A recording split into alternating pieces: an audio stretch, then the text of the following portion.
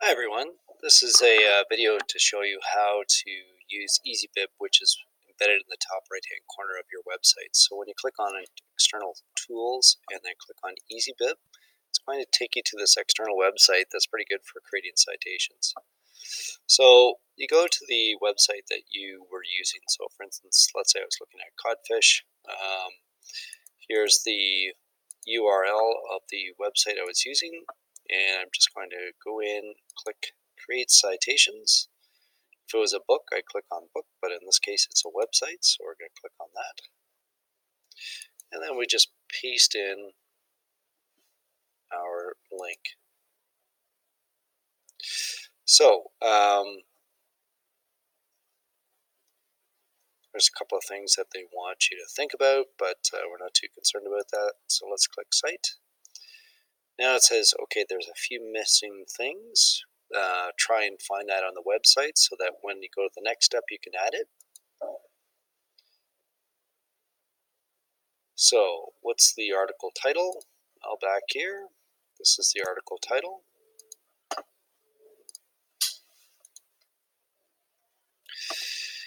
Now sometimes you'll luck out, there'll be an author that you can find somewhere on the website, but in this case there isn't one, so we'll have to leave that blank.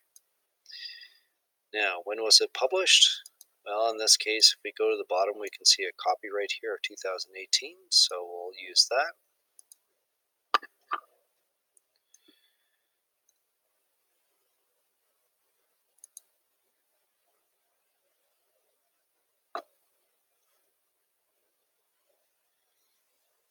And there it is. So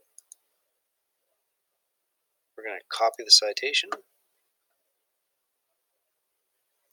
and we're going to put it into our reference sheet. There it is. Now, sometimes you'll have the date reference or accessed.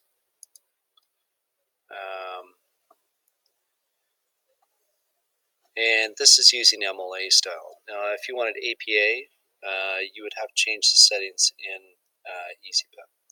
Now, the other thing you can do is you can go to Britannica School, and if you're using Britannica School to find information, let's say I'm trying to find something on the codfish.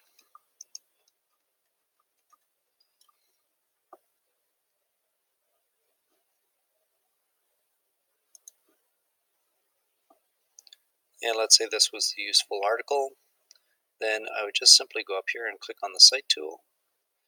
And I was using MLA, so I'm going to use that. Notice how it has access here, so I prefer to have access in there. So copy our link, paste it in here. Now, since C comes before F, we would change the order of this, so